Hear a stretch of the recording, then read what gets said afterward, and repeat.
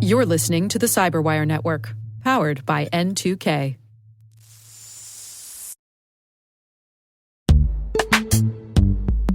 This episode is brought to you by Palo Alto Networks, the leader in cybersecurity. As AI-driven attacks increase, organizations can't afford to have network security that's stuck in the past. Discover how Palo Alto Networks can help you predict what's coming and proactively secure against it with a zero-trust, AI-powered network security platform built to secure whatever, whenever, wherever. To learn more, visit paloaltonetworks.com/network security platform.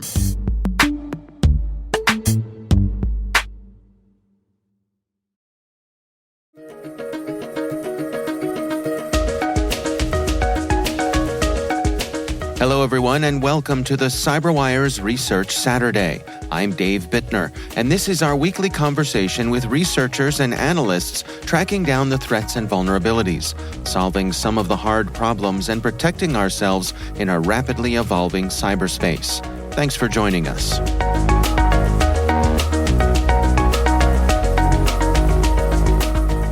Yeah, so as part of my daily job, I track advanced adversaries that we assess to come from places like Iran or the Middle East. And we have in place different detections that we use to sort of find these and look in our emails to try to find these. It's very much with some of these benign conversations, it's like hunting for a needle in the haystack. That's Joshua Miller. He's a senior threat researcher with Proofpoint's threat research team. The research we're discussing today is titled Welcome to New York, exploring TA-453's foray into LNKs and Mac Malware.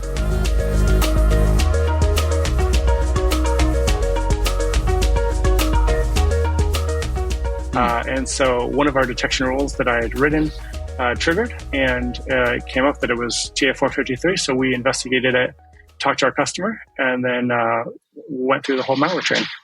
Well, let's go through it together here. I mean, what was the thing that set off the trigger?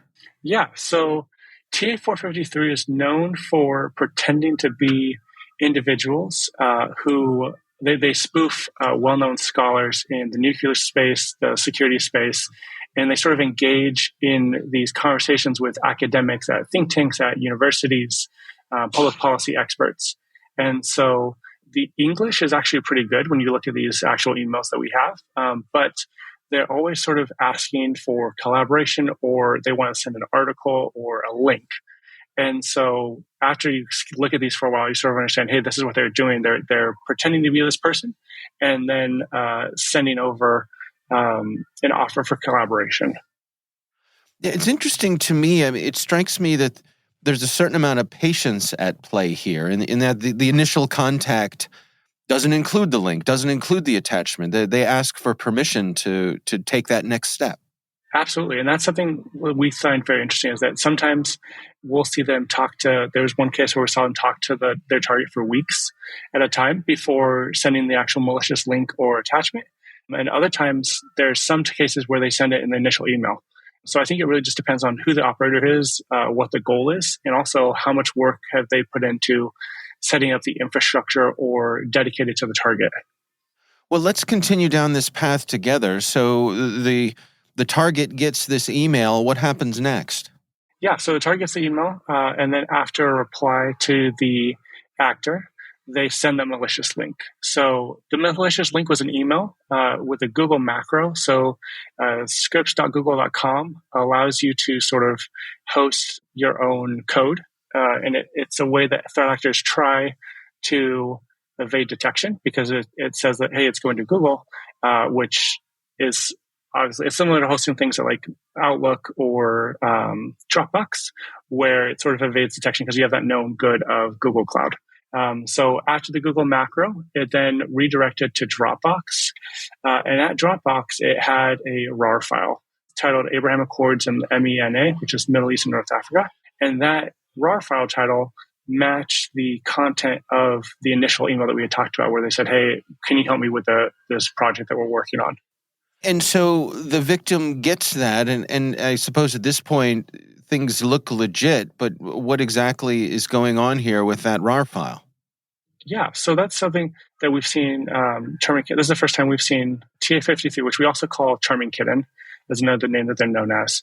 And the RAR file, when it opens up, it has an LNK file, which is a Windows shortcut file, and that uses some obfuscated PowerShell that reaches out to a cloud provider and downloads more PowerShell. This time it's base 64 encoded that reaches out to that same cloud provider, and then that PowerShell calls more that reaches out to a place called Clever Apps, which is a company that allows you to run JavaScript applications in the cloud. So again, you're seeing this really complicated attack chain across different cloud providers, different cloud services. And part of that is to maintain misattribution. If they're not using unique malware, they're using all these different cloud services, it's harder to identify them and attribute the campaign. So after Clever Apps, it downloads another function, and then it uses pieces of all of those different things that it's downloaded to start the backdoor, which we call Gorshal Echo, which then displays the PDF and does some reconnaissance. Yeah, and you highlight in the research here that the degree to which they're bouncing around to all these different cloud providers. What's the time scale that we're talking about here for these hops from one to another? I mean, are they going as fast as they can? Are they deliberately delaying some things? Or is there anything of interest there? Yeah, that's a great question. They are, at least for this piece of malware, going almost instantaneously. So it's, hey, we download this and then move on to the next function. There wasn't any necessary delays or sort of ways to evade detection in that way. I see. Yeah, so we get this PDF file. Where do we go from there? Yeah, so to the end user, it looks like, hey, I downloaded a RAR file from Dropbox, or just downloaded a file from Dropbox, and it's PDF displayed. So they don't see anything unusual. But in the background, it's downloading and executing what we call modular backdoor or Golgi echo. So basically what that means is once the persistence and the backdoor is installed on the computer, the actor can choose which of the modules that they have, which are PowerShell scripts, get downloaded to the user's computer. So there's ones for things like taking screenshots, exfiltrating information, getting system information, and then also Velexity, another security vendor, found some for like removing, so almost cleaning up the intrusion as well. So it's sort of a full-featured backdoor with different modules that they can deploy.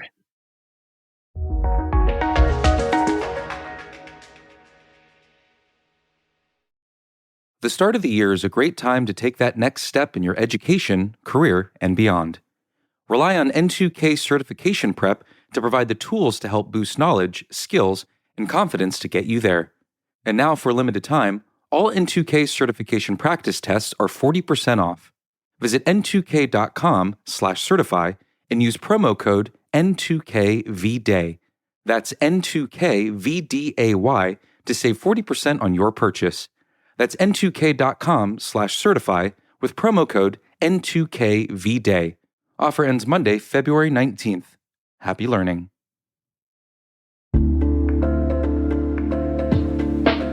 And now a word from our sponsor, 6 Sense.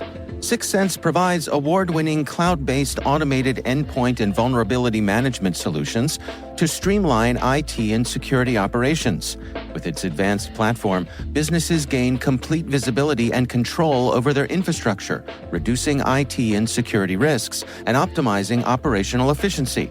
With 6 Sense, you'll get real-time alerts, risk-based vulnerability prioritization and remediations, and an intuitive automation and orchestration engine so you can focus on your core business goals, confident in the knowledge that your enterprise is secure, compliant, and running smoothly.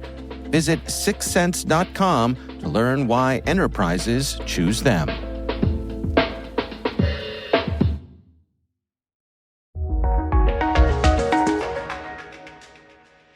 One of the things you highlight in the research is that evidently they discovered that one of their targets was running a Mac OS system, and which required a little bit of extra effort on their part. Yeah, and so like I mentioned before, the LNK file that's in the RAR is a Windows shortcut file. So obviously that's not going to run on a Mac computer. So about a week later, we saw them send another infection chain, this time designed for Macs. What I think is interesting here is not only did they send the attachment, which was masquerading as a VPN application, but they also set up a decoy website for an FTP server saying, hey, all the projects are on this server, but But in order to connect to the server and work with our researchers, you have to run the VPN. So if you go to that decoy website, no matter what password you use, whether it's the one they provide or whether you try to put your own in, it doesn't work. And the idea would be is that they're trying to social engineer the target into making sure that they actually do run the malware that they sent, not just try to log into the shared drive. Well, let's continue down the path here. I mean, what ultimately is the end game? Yeah. So what we saw is they got the email, they sent out the VPN application, which was, like we talked about, a Mach-O binary. And that Mac malware reached out to a dynamic DNS command and control that downloaded a second stage, which we call knock-knock. That knock-knock, similar to what we've talked about before, that modular backdoor for Windows, that's the same function that knock-knock poses. And so knock-knock can do two things, and it can either retrieve commands and then kill itself and it's done running, or it can download more modules. So during our analysis, we found 4 modules.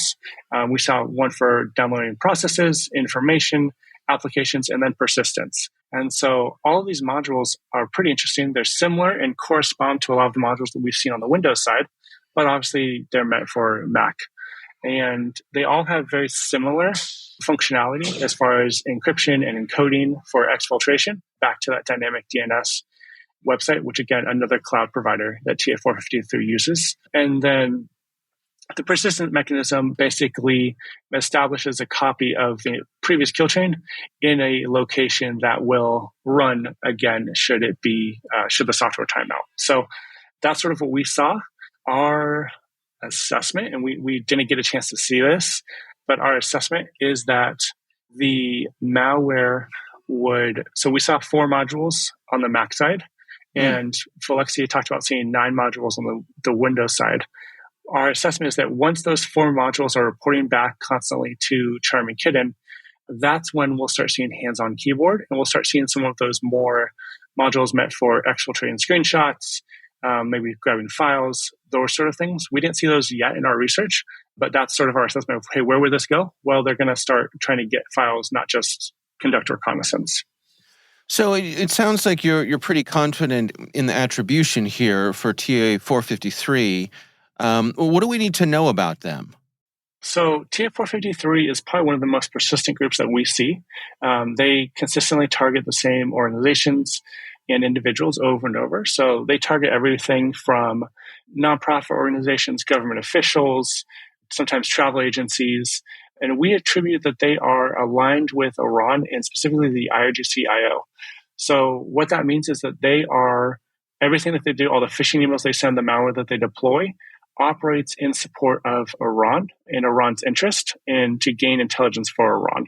What we don't know is whether or not they are uniformed military officers, whether they're just contractors. Iran does a little bit of both. They also have people who do compulsory military service.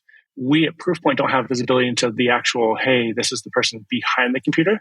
But what we see is that this group, which we cluster together, is pretty persistent. They also, we believe, respond to different priorities from the Iranian regime. So when COVID came out, we saw them starting to target pharma companies and medical research. We've also seen them target with the recent protests and unrest in Iran. We've seen them target human rights scholars, women's scholars, those sort of individuals to sort of understand the who behind the action. And what we see is they typically will try to gather credentials from people and use those credentials to then exfiltrate the email to then obviously gain the intelligence from that email. There was also the U.S. government indicted some members of Charming Kitten or TA453 for conducting ransomware. So just like a lot of groups, there's different teams of TA453, and one of them was using different exploits, pretty much all the exploits of the last couple of years that were opportunistic, sort of that wide internet scanning that then leading to compromise. So the U.S. government indicted a couple of front companies for that activity. So what are your recommendations then? I mean, based on the information you all have gathered here, how should folks go about best protecting themselves? Yeah, so a big thing is just verifying who is sending you that link or that attachment. If it's not coming from their organizational account, meaning their .edu, their .org, the official domain, if it's coming from a Gmail, Yahoo, Outlook, verify with them in some other way before opening it. That's the biggest thing we can do. If it's a journalist that you think is reaching out to you, reach out to them via their newsroom to understand, hey, is this a legit email or is this someone pretending to be that journalist? The other thing to do is making sure that you use strong passwords is always a good one. But also, if your account ever does get compromised, something to look at. A lot of personal email accounts have something called application-specific passwords. And that's where you are allowing different applications to access your email for whatever purpose. We've seen Charming Kitten use that as a way to maintain persistence to email accounts. So it's great to change your password after you've been compromised. You also want to make sure there's not any application-specific passwords hanging out, because even if you change your password, those don't change. So that's really the biggest thing, is just verify who's sending you this information and just being aware that this threat's out there. We see it from Iran targeting experts. We see it from North Korea as well as China. So, and Russia too, honestly. So it's just good to be aware of who's sending you email.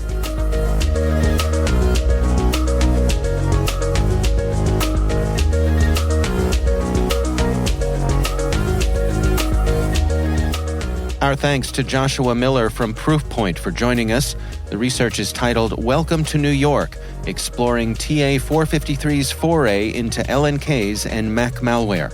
We'll have a link in the show notes.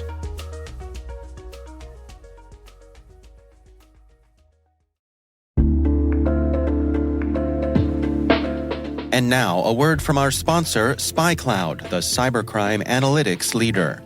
SpyCloud disrupts cybercrime by telling you what criminals know about your business and your customers, so you can take action to prevent ransomware, session hijacking, account takeover, and online fraud. SpyCloud constantly recaptures and analyzes new data from the criminal underground, including credentials, session cookies, and PII siphoned from malware-infected devices. With knowledge of the specific exposed data criminals have in hand from InfoStealer malware on managed and unmanaged devices, security teams can respond with a more efficient and effective process called post-infection remediation that fits seamlessly into existing incident response frameworks. Get SpyCloud's post-infection remediation guide outlining the 7 steps for preventing a malware infection from becoming a full-blown ransomware incident. Visit spycloud.com/cyberwire. That's spycloud.com/cyberwire. And we thank SpyCloud for sponsoring our show.